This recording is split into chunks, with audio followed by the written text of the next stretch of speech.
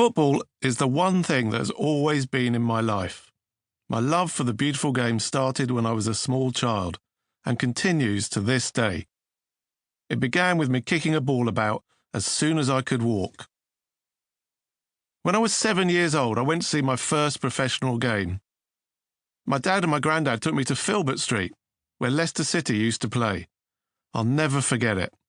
That first glimpse of the sacred green rectangle, the smell of the terraces where the fans stood, the first view of a real grown-up football player. The game was against Manchester United. Oh, we lost! But the memories will stay with me forever. From that day, I dreamed of becoming a professional footballer. I played and I played and I practiced every moment that I had. And eventually, my dream came true. I joined my beloved Leicester City as an apprentice. This meant lots of training, but also doing such things as cleaning the senior players' boots and organising the dressing room. I eventually went on to play for and captain my country, England. This, along with winning the Golden Boot for being the top scorer at the 1986 World Cup in Mexico, and winning cups with Tottenham Hotspur and Barcelona, were the highlights of my career. I also managed to go my whole career without receiving a yellow or a red card. And that was probably because I never tried to tackle another player, but please don't tell anyone that. These days, as well as eating my fair share of crisps, I talk about football a lot. I used to be in the box, now I'm on the box. Watching football isn't quite as much fun as playing the game, but it's a very good second best.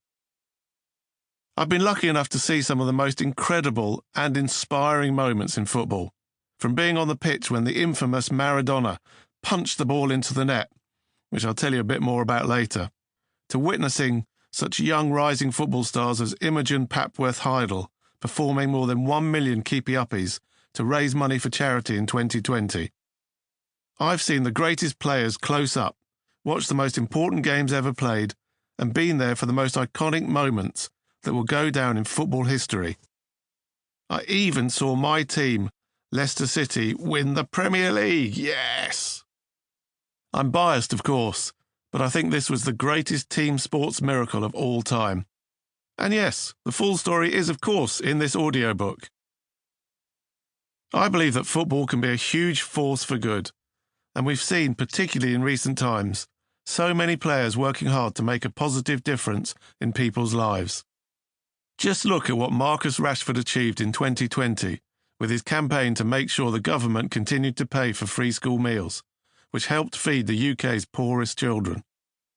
Or the 20 Premier League captains who came together during the COVID-19 pandemic to raise money for the wonderful NHS. Players including Raheem Sterling have spoken out about racism, using their huge platforms to help others. Although we still have some way to go, and things are by no means perfect, players such as these are helping the game move in a very encouraging direction. I've also seen the sport itself change for the better in recent years. Women's football is growing quickly. It's becoming more and more popular, both to play and to watch. Because more girls are now given the chance to get involved in football from a young age, they are playing in huge numbers. The women's game is regularly shown on national television, with star players such as Megan Rapinoe and Alessia Russo emerging. We'll learn more about them and the amazing Lionesses later in this audiobook. Football is truly global and is loved and followed from Lisbon to Leicester, from Rio to Rotherham, and from Buenos Aires to Birmingham. Its popularity just keeps growing. The quality of the game is improving as well, helped by better facilities and coaching, and perfect playing surfaces. Back when I played, the pitches were always bumpy or muddy, sometimes they were even covered in snow. I remember my debut for Leicester City against Oldham Athletic on New Year's Day 1979, when I had just turned 18. The pitch was frozen solid, and I kept falling over. It was like an ice skating rink, and I was so hopeless that I was left out for the next game. Thankfully, things did get better for me. That is one thing I am envious of with the modern game. I would have loved to have played on the beautiful pitches they have now.